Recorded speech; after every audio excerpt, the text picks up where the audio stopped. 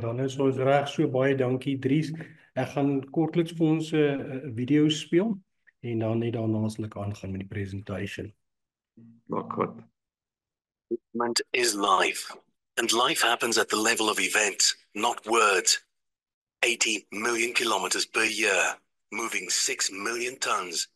Because we understand the complexity of movement, you can rely on us to deliver regardless of life's challenges.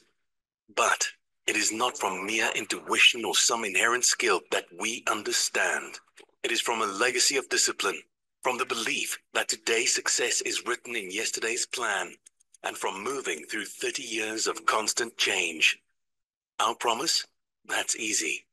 We will deliver under every possible scenario, not because we said we would, because we understand X.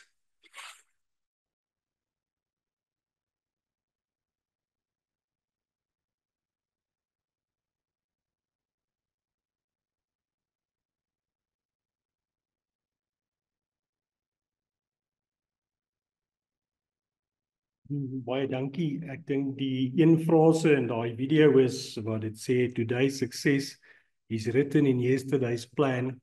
Dis maar ons besigheid doen en ek dink ook platforms soos hierdie skep geleenthede om vandag beter te beplan vir môre se sukses.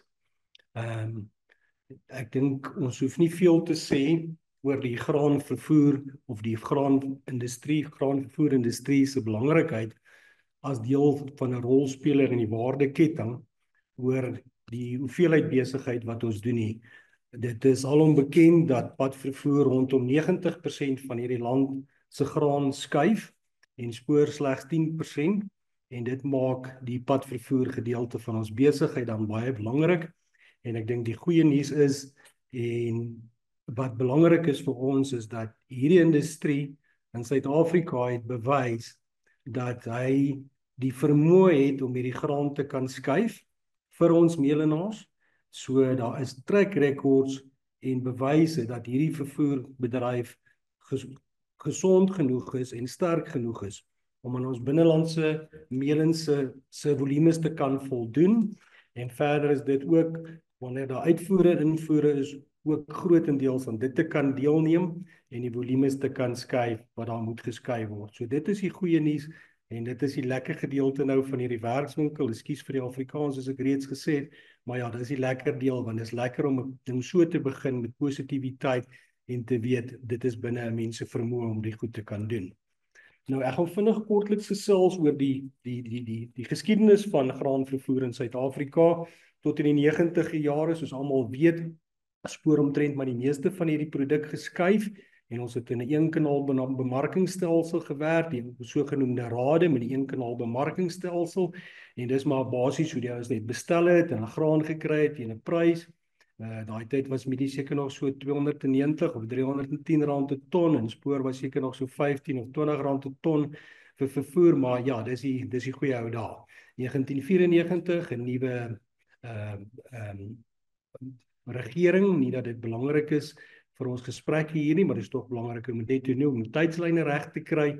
En padvervoer het eintlik maar ontstaan deur defaults wat op spore plaasgevind het, maar ook as gevolg van plaaslaaie in die ou regering, of kom ons sê in die ou bestek van rade, was daar sekere vergunnings gedoen. Een van die vergunnings was, as jy produk direk op 'n plaas laai, en jy laai direk by 'n meelenaar af, dan kry jy 'n bietjie afslag op jou levies. So dit is maar waar dit basies begin het.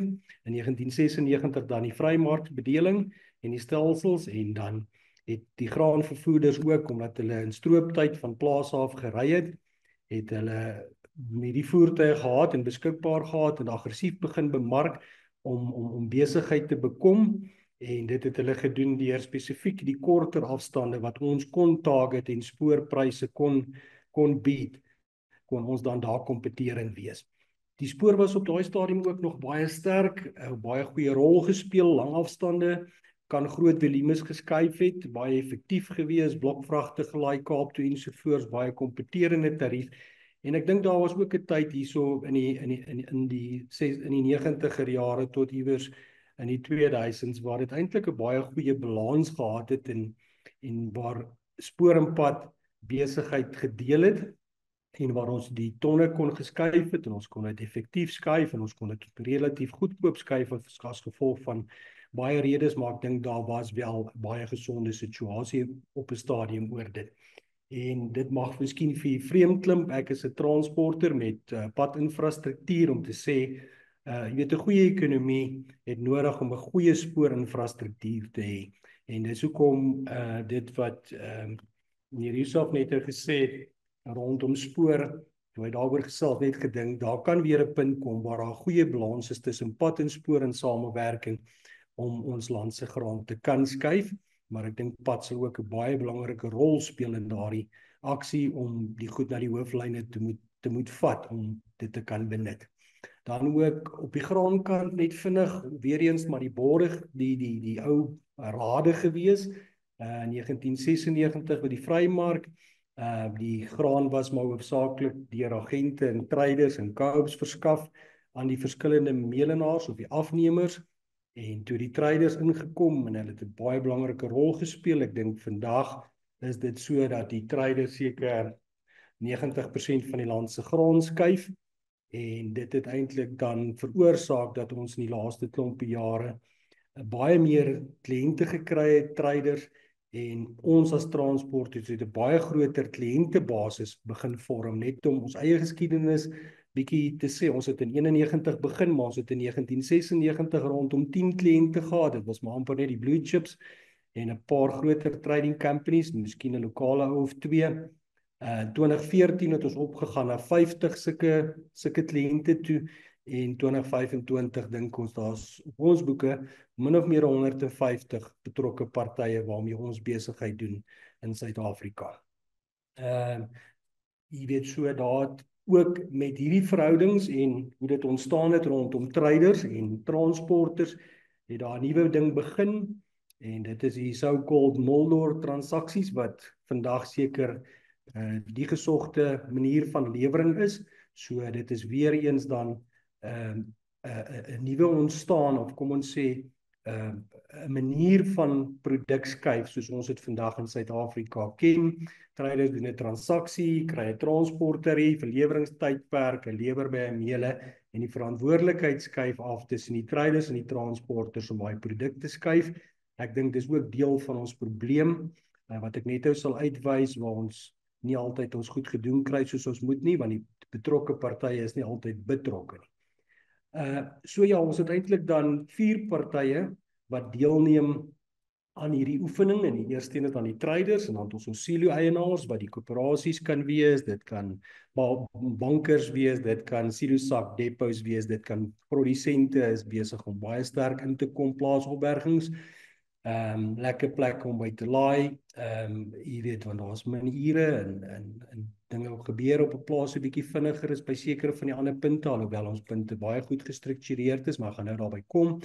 En dat is natuurlik die padkarweiers en dan ons afnemers, so die sterk verhouding ontstaan dan eintlik tussen die traders en die transporters, wat baie crucial is om hierdie produk dan te kan skuif.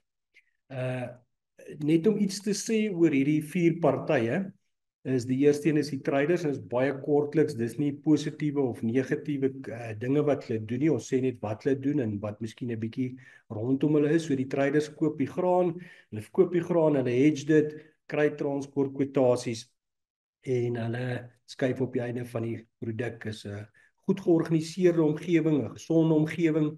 As ek kyk na die risiko's op ons eie boeke net rondom debiteure, en ons werk met trading en trading companies, het ons regtig nog oor baie jare uit hierdie gesonde omgewing uit baie goeie besigheid kon doen en baie min risiko's geloop. Daar was 'n paar, maar ons sal nie nou op hulle uitbrei nie. Dan het ons die silo-eienaars of die versenders, en dit is regtig ook 'n goed gestruktureerde omgewing. Hulle doen goeie beplanning. In sekere gevalle weet julle, ons moet donderdag al sê wat ons volgende week gaan doen, hoeveel slots ons wil hê, wat is jou instruksienommers, al daai goed word baie goed gedoen. In die load shedding tyd wat ons almal deurgemaak het, het baie van hierdie eienaars alternatiewe bronne gekry, eers teen 'n koste, maar ek verneem dat dit nou by die koste ingesluit is. Gelukkig hoef ons dit nie op hierdie stadium vreeslik te hoef te gebruik nie, maar dit is die infrastruktuur is geskep en die kapitaal is uitgelê om dit te kan doen. Hulle beheer ons kwaliteit en ons voorrade baie goed. Ek dink ons silo-eienaars doen almal baie goed met dit. Dit maak dit soos makliker, baie min dispute, minder staan geld by die aflaaipunte. Daar's reeds gesê die beplanning word weekliks gedoen en dit word goed georganiseer. En dan moet ons ook nie die rol wat die silo-eienaars of versenders speel ten opsigte van die gewig. In die eerste plek is my trok as hy by 'n plek ry, as hy by daai silo uitry is hy wettig, so ek is nie bekommerd dat my voertuig by 'n skaal gepalm gaan word nie, want hy is wettig. En dan ook die verifiering van die voertuig het baie stelsels ingekom om te verifieer dat hierdie voertuig ons voertuig is, dat dit is die voertuig wat ek ingeboek het om hierdie vrag te ry. Ons gaan net praat ons is bietjie oor die risiko's gesels, oor verliese en daai tipe van goed, maar jy weet, dit is 'n baie belangrike funksie wat hulle vervul en dan is daar ook oortyd beskikbaar. So as ons wil uitvoere doen, dan kry ons oortyd, selfs by enige silo, baie silo's, dis 'n oproep, 'n vraag, hoeveel lorries, betaling, bedrag en ons kan gaan. So daar's flexibility ook in dit. Dan ons padvervoerders, nie veel om daaroor te sê nie, maar ek dink ons is goed geëquipt om die land se graan te skuif. As ons 90% kan skuif, kan ons nie bad equipped wees nie.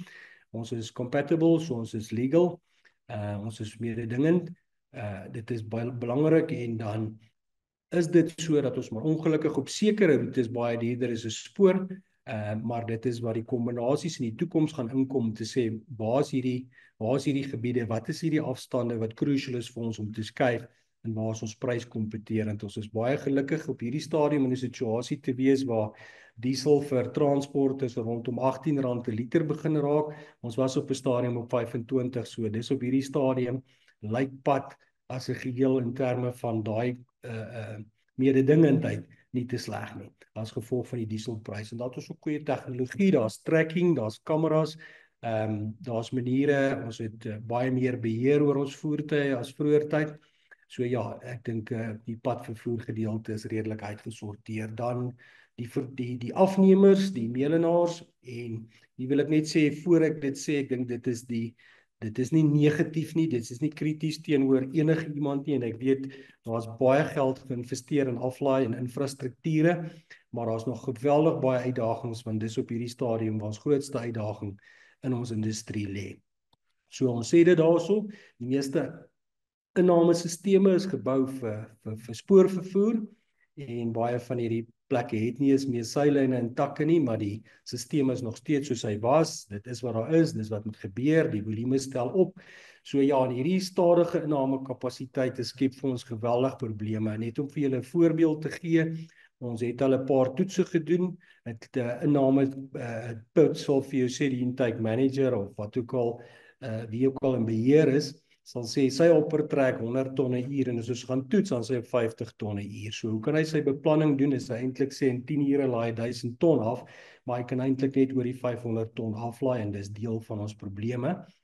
En dit kom by hierdie fasiliteite is baie swak gemaintain. As jy genoeg flights op nie, bakkies elevators doen nie die nodige nie, die aftrek, die skoonmaak, die stofmasjiene maak nie goed genoeg skoon nie en dit veroorsaak verder oponthoud en dan die vertragings in innamekapasiteite.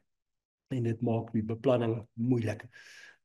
Wat nog verder daarmee gepaard gaan is dat hierdie Milsdorp konsep maak dat daar nie goeie beplanning is van 'n intydpunt af nie, met ander woorde die mense op kantoor weet, almal weet hier word milies versend, dit word eweredig versend, maar dit kan soms deur 3 of 4 of 5 partye gestuur word en almal wil sy produk so gou as moontlik by daai fabriek kry en dit beteken dat ons eintlik 'n ongeorganiseerde versendingspunt het wat eintlik baie georganiseer is, wat ongeorganiseerd raak is op roete stuur ons te veel goed na 'n fabriek toe. Ons laai baie kere 100 vragte na 'n plek toe wat eintlik net 75 vragte kan hanteer.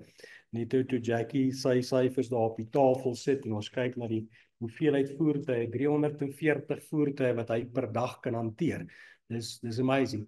maar baie van hierdie plekke, ons stuur meer as wat ons kan hanteer op 'n dag, en dan nog meer, die intake managers is nie deel van hierdie waardeketting nie. Ek dink die ou wat op fabriek sit, wat op vloervlak sit, moet meer betrokke raak by hierdie versendingsgedeelte, en dit begin by die versendingspunt, nie by die eindpunt nie. As jy vanoggend opstaan en jy maak jou venster oop van jou kantoor en daar staan 100 lorries voor jou deur en jy het nie geweet hulle kom nie, of jy het nie beplan hulle gaan kom nie, hoe bestuur jy, hoe gaan jy verder met daai situasie? Maar wat is die impak van dit?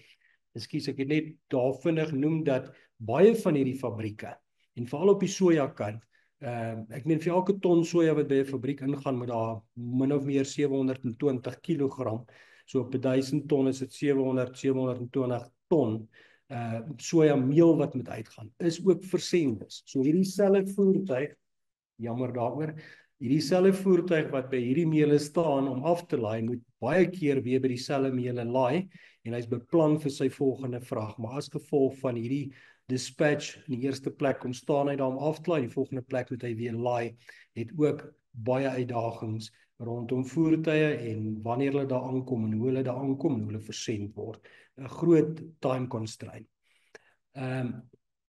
Die feit van die saak is, en soos ek sê, hierdie is vir my eintlik 'n baie wille stelling, want dit is 'n bietjie krities, maar ons moet dit weet, want dit is eintlik ons probleem, en julle gaan nou sien waarna toe gaan. Hierdie receivers is in baie opsigte die weakest link in ons waardeketting, en ons industrie sal met baie dringend aan aandag gee, en dan gaan julle nou wys hoekom. Dit beteken less loads per truck. So 'n trok doen 1 vrag per dag. So dit beteken meer trokke, want hierdie trok moes eintlik 2 vragte doen, so hy kan net 1 doen, so ek moet nog 'n trok bysit. So in plaas van 1 trok, is dit 2 trokke, 2 drywers, 2 van alles, 2 voertuie wat hardloop op die pad. Less mileage, baie minder kilometers, baie hoë kostes, en dit veroorsaak regtig 'n klomp probleme. Nou, hierdie voorbeeld van 1 vrag per trok per dag, bring ons eintlik op 'n minimum tarief van omtrent R165 'n ton. Nou, alle syfers wat ek hier sê, is maar geskatte syfers, dis maar, kom ons sê, syfers wat binne ons besigheid gebruik word, en dit kan regtig verskil van baie af, maar dit is min of meer die gedagte of die gedeelte, en dis hoekom ons suffix diferensiale ook 'n bietjie anders lyk deesdae, maar dis oor hierdie ding van 1 vrag per trok per dag. Net om julle 'n voorbeeld te noem, in invoerjare in 1991, toe ons met ons besigheid begin het, 91-92, het ons 10 vragte 'n dag van Middelvlei af gery Randfontein toe. Vandag kry ons dit reg om 'n volle 1 te doen. En ons kry dit ook reg om op 'n dag van Botawil af 1 vrag te doen na byvoorbeeld Randfontein toe. So 1 vrag van Middelvlei af, dit is 15 km, en 1 vrag is 200 km van Botawil af, is ook net 1 vrag. Doesn't make sense. Kilometers per maand, en hierso is waar die wiskunde begin. Miskien moet ek voor dit begin, wil ek net sê, om 'n grappie vertel in 'n ligter lyn. Ons het maar almal education probleme in Suid-Afrika, is dit maar 'n groot probleem, en hulle identifiseer toe 'n skole in die Vrystaat, hulle sê die juffrou lyk mens nie lekker op standaard nie, hulle toets 3 van die kinders, en die inspekteur vra vir die eerste seentjie, ekskuus, is nou bietjie kras, maar julle sal sien waar dit vandaan kom, is wat is 2 + 2, want hy moet nou hierdie juffrou evalueer en kyk hoe sal werk, en die seentjie sê dit is 1600, en die ou skrik om dood, want hy het nie die antwoord verwag nie, en hy vra vir die volgende seentjie, wat is 2 + 2, en die seentjie sê, meneer, dis Woensdag, en toe is hy heeltemal sy wind het sy uit, en hy moet maar die derde een vra, alhoewel hy eintlik al sy antwoord het, en hy vra vir die derde seentjie, wat is 2 + 2, en hy sê, meneer, dit is 4, hy sê, sjoe, dankie vader, ek meen, dis dan iemand wat weet, hy sê, maar hoe werk jy dit uit? Hy sê, nee meneer, is maklik, dis 1600 gedeel deur Woensdag, dit is gelyk aan 4. So, ja, dis uitdagend, maar as ons hierdie kilometers sien, toe ek dit self weer doen, dan skrik 'n mens, as jy hierdie sommers noem, want my somme blyk ook baie keer op 1600 gedeel deur Woensdag net 4 is. Maar kyk wat gebeur met ons in ons besigheid van 2010 af. Hierdie grafiek is so, dis die jare onder en dan het ons kilometers bo, so daai 14.500 kilometer is die gemiddelde afstand wat ons op ons voertuie gery het. Baie minder voertuie gehad, op daai stadium het ons miskien 120 gehad, vandag is dit 900. So in 2010 het ons 14.500 kilometer per maand per voertuig gemiddeld gery. Neem net in gedagte dat afstand van waar jou besigheid heen vlaks, oor watter geografiese liggings jy produk ry, het ook 'n impak op hierdie syfers, maar ons bring dit so bietjie in berekening. Maar in 2016 het ons afgegaan na 12.500 kilometer toe 2020, wat eintlik 'n baie goeie tyd is. Daai syfer moes eintlik 2 laer geword het, maar COVID was vir ons en almal wat in kos was 'n goeie tyd, want mense moes bly eet en baie minder voertuie op die pad ensovoorts. Ons moes die werk laat aangaan. Het ons afgegaan na 11.500 kilometers toe in 2025 het ons afgegaan na die eerste keer in ons geskiedenis van 34 jaar dat ons aangegaan het na 10.000 kilometer per maand op 'n gemiddeld op 'n voertuig. En dis toe te skryf van die faktore wat ek nou reeds vir julle uitgewys het. En hierso gaan ek vir julle illustreer. En weer eens, hierdie is ter illustrasie. Dit verskil van maatskappy tot van maatskappy, maar ek dink is 'n baie belangrike beginpunt om te verstaan. En hierdie syfers wat ek hier vir julle gee, is die vaste koste komponent van 'n vervoermaatskappy. Nou, 'n trok en 'n trailer, as jy hom vandag splinternuut gaan koop, kos hy 3.5 miljoen rand. So daai is min of meer sy paemente. En dan het ons versekering op die twee op die rieks. En ons het 'n GIT versekering, ons het lisensies. Hierdie is 'n maandelikse koste.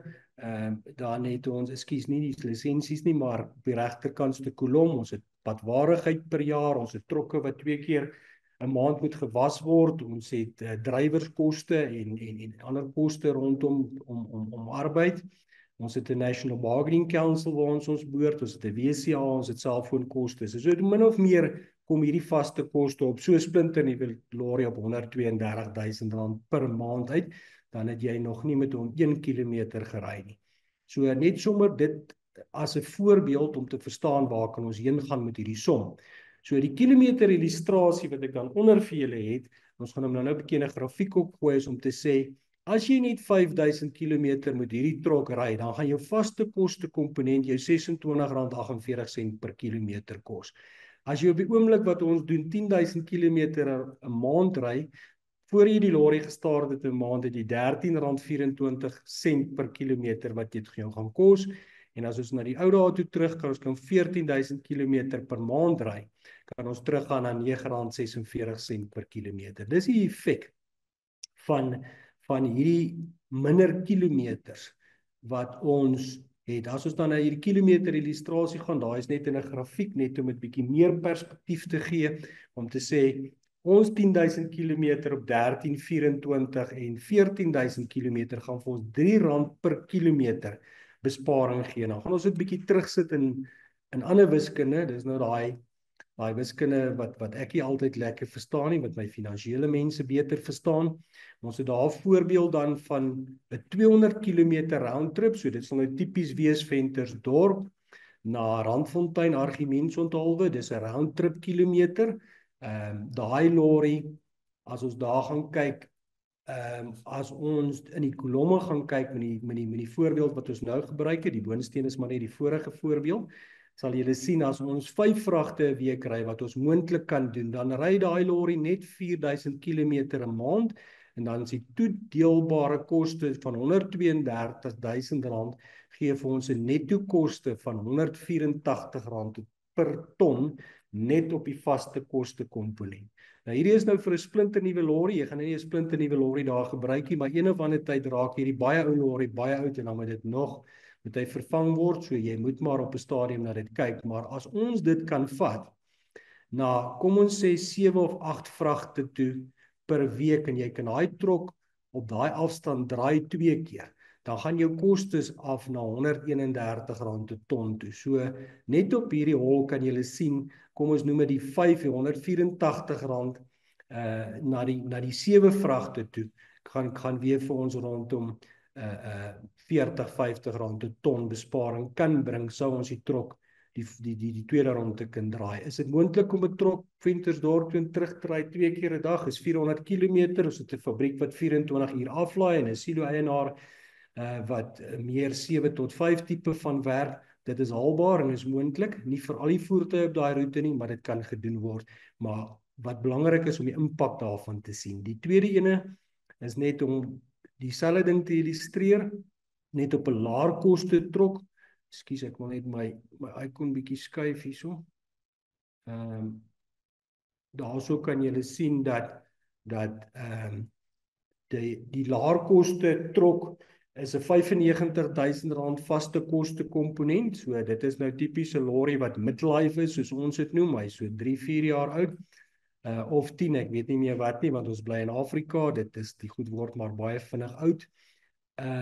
Die effek van 5 vragte per dag, weer eens loads per week, kilometers per month, en dan ons CPK en ons vaste koste komponent van daai R95.000 raak op 1 vrag R132 per ton, en dan het ons op 'n 7-8 vragte per week wat heeltemal haalbaar is ons dan hier rondom R90 of R82 per ton. So ons kan sien hoeveel geld ons eintlik in ons industrie weggooi in hierdie scenario. En dan die laaste een, dis meer by wat oor Jackie oorgesels het. Ons vat sommer 'n voorbeeld hier van Worde na Durban. Ons het 'n one-way trip van 358 km. Kan 'n lorry 358 km maal 2 op 'n dag hardloop en laai en aflaai? Ja, dit is haalbaar, dit kan gedoen word, dit word gedoen, trokke ry van Durban af Johannesburg toe daagliks, en die res van die tyd word spandeer in laai en aflaai. In ons situasie werk dit so bietjie anders, maar ter illustrasie gaan ons net kyk dat ons sê, as ons 3 vragte per week ry, dan is ons vaste koste komponent op 36 ton vrag R307 per ton. As ons 4 vragte kan ry, R230 per ton, en as ons 5 vragte kan ry, is dit R184 per ton. So op die Durban roete, 7 werksdae, 24 uur aflaai by RBT's, DBS, 340 voertuie wat kan aflaai. Dit kan nie moeilik wees om gemaklik 4 vragte per week daar te ry nie. Silo's werk langer ure, en dan kan ons sien die verskil tussen 3 en 4 vragte op jou vaste koste komponente per voertuig is R70 per ton. Dis scary. Ek dink 'n mens moet vir mekaar sê, ekskuus net voor ek so toe gaan, voor ek oor dit praat, as ons dan hierdie vaste koste komponent, want dit is tipies die tipe lorries wat ons op hierdie roete sal gebruik. Ons kan nie met hierdie ou singplaat goed van ons op die Durban roete gaan doen nie, en ons doen daai toedeling, dan beteken dit, en as ons die aanname maak dat hierdie syfers reg is, dat ons min of meer R70 per ton duurder is op die Durban roete, is wat ons veronderstel is om te wees uit 'n vaste koste oogpunt komponent uit. Dit beteken dat ons R7 miljoen weggooi op elke 100.000 ton wat ons deur Durban hawe sit. En die oplossing vir dit is, en dit is wat Jackie net nou vermeld het, gaan sit, praat, kry 'n stelsel, koop 'n stelsel en beheer jou produk van jou laaipunt af. Net om julle 'n idee te gee, en dis ons rowwe somme, ek en Jackie kan bietjie later daaroor gesels ook moontlik, is om te sê, ons reken dat ons 30 na 35% meer voertuie op die Durban roete gehad het, wat die koste implikasie daarvan 7 miljoen per 100.000 ton gekos het. So met ander woorde, kom ons sê nou maar, ons het vir 'n maklike som 900 lorries op die uitvoerroete gehad. Sou ons met 600 lorries, dieselfde tonne, kon geskuif het teen R7 miljoen of R70 per ton goedkoper. En wat sê ons hierso? Ons moet ons produk van ons laaipunt af bestuur na ons aflaaipunt se vermoë en die veranderlikes wat daar binne plaasvind. So dis goed om te sê, jy het 'n uitvoerprogram en ons gaan milie stuur en jy kry 10 slots 'n dag. Maar as daar iets gebeur in Durban, is dit 'n dagreën of 'n skip is laat, dan kan jy eintlik niks laai nie, want hoe minder ons laai, nie minder ons laai nie, maar hoe beter ons dit beplan, hoe minder gaan ons staan in Durban en dan kan ons wegkom van staging areas en al sulke goed, maar ja, dit is nie 'n perfekte wêreld nie, daar aanpassings en dinge gedoen moet word rondom dit. Dan gaan ons na die einde se kant toe, ons het ook maar 'n klompie uitdagings, geld is altyd een ding, maar drywerkoste is besig met ons weg te hardloop, ons behoort aan 'n National Bargaining Council, wat moet begin verstaan waaroor ons industrie gaan, want ons drywers slaap uit, hulle werk ver, maar hulle ry nie kilometers nie, so die inkomste is min, so dit raak 'n probleem. Ons is juist besig met sekere exemptions by die National Bargaining Council, maar soos baie van die staatsinstansies is hierdie verstaan van hierdie probleem van ons nie baie goed nie, maar dit het vir ons groot uitdagings, ons huidige National Bargaining Council, waaraan elke trokeienaar moet behoort. Ons paaie is in baie slegte kondisies, ek dink nie ek hoef baie daarop uit te brei nie, alhoewel daar baie geld op het spandeer word. Die paaie kan net nie hierdie volume trokke hanteer wat op die paaie is, wat alles moet doen nie. Dis ook my rede vir die gesonde ekonomiese groei en gesond wees vroeër in opmerking in my slides. En dan het ons strikes. As ek praat van strikes, dan is dit nou nie my drywer nie. Enige ou wat een of ander wat ook al wil lig, sy ongelukkigheid by Kroonstad, dan gaan hy na die N1 toe, hy gaan brand 'n lorry of 'n tyre en hy's happy. So dis daai tipe strikes wat elke dag vir ons groot invloed op ons besigheid het. Dis 'n daaglikse ding vir ons. Kostes wat net aangaan, tolfooie wat nie met inflasie gekoppel opgaan nie. Hy gaan sommer 8 of 10% op. Brandstof levies, die road accident funds, daai fondse, dit gaan net op en op. Julle wat self brandstof ingooi, 'n groot komponent, ek dink op hierdie stadium is dit so by die R5 'n liter, van daai liter wat jy in jou kar gooi, gaan vir al hierdie tipe kostes, behalwe die tol, dit moet ons nou maar self betaal. En dan het ons insetkostes is besig om geweldig hoog te raak. Dis op 'n nuwe voertuig kom ons sê 10 jaar terug R1.5 miljoen gekos, 'n nuwe voertuig kos R2.5 miljoen plus sy waas nog R1 miljoen. Daai insetkostes is geweldig hoog. Dit help so bietjie met nuwe toetreders dat die mark daar hoog is, maar almal van ons weet een of ander stadium moet ons maar die skedonke wat ons ry vervang. En dan uit die aard van die saak, diefstal en hijackings is baie hoog. Ons het op 'n stadium ons eie privaat speurder gehad, maar jy weet, hulle raak net so skelm soos die ouens wat die goed koop en verkoop, maar net om julle gedagte, jy weet, die idee te gee. In 2023 het ons 'n syndikaat gehad wat op een roete 550 ton sojameel in 1 jaar van ons gesteel het. Daai jare kos sojameel 8.000-9.000 rand 'n ton, so jy kan die impak daarvan weet. Het ons 2 jaar gevat om daai syndikaat te kon vastrek. So dit het geweldige impak op ons besigheid. En deesdae se hijackings, ons voertuie is goed beskerm. Hulle is meer agter die vrag aan, hulle is nie meer agter die lorries aan nie. Dit het ons agtergekom, so dit is ook 'n nuwe trend en tendens. So ons moet dit beheer en bestuur, maar vir julle as kliënte en versenders en traders, dit is verseker en versekerbaar, maar dit gaan net duurder en duurder word en dit het 'n impak op julle besigheid. Ons moet positief wees, ons moet saamwerk, dis die doel van basis soos hierdie wat geskep word deur 'n wonderlike organisasie soos GOSA. Ons moet reg navigeer, so ons moet engage met al die rolspelers in die industrie. Dit is belangrik dat ons dan weet, ons stuur ons bedryf in die regte rigting, hierdie groot rol wat padvervoer in ons graanindustrie speel, wat ek dink redelik gesond is, moet ons bly engage en planne maak. En daarvoor moet ons beheer vat. Ons moet beheer vat van die laaipunte af. Ons moet vir die meelenaars vra om beheer te vat oor hulle aflaaipunte. Dat hulle sodoende vir ons kan beskerm, seker om te maak, hulle weet die voertuie kom, hulle laai hulle af, hulle doen moeite, hulle investeer in infrastruktuur, want ons weet ook hierdie spoording gaan nog 'n rukkie kom, daar's baie positiewe syne rondom dit, en ek glo dit kan gebeur, maar tot tyd en wyl het ons nodig om ons padinname gedeeltes regtig goed te struktureer en dan dit so effektief as moontlik te kry. So rukkie terug op ons symposium, ek dink dit was in Maart maand in Mosselbaai, het Jaco Pyper, ons skeieregter, daar gepraat van how good is your bad. Toe het hy nog daar gesê, dit is nou soos Roger Federer byvoorbeeld om te sê hy's goed en op sy goeie dae is hy baie goed en op sy slegte dae dan is dit nie so hard nie. En eintlik is dit net daaroor dat op jou slegste dag moet jy nog steeds goed genoeg wees om te kompeteer.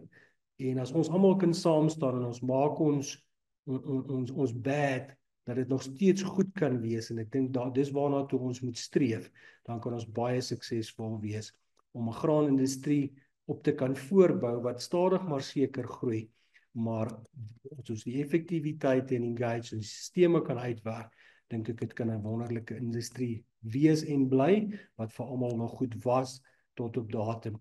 Kom ons werk saam. Baie dankie vir die geleentheid, ek waardeer julle.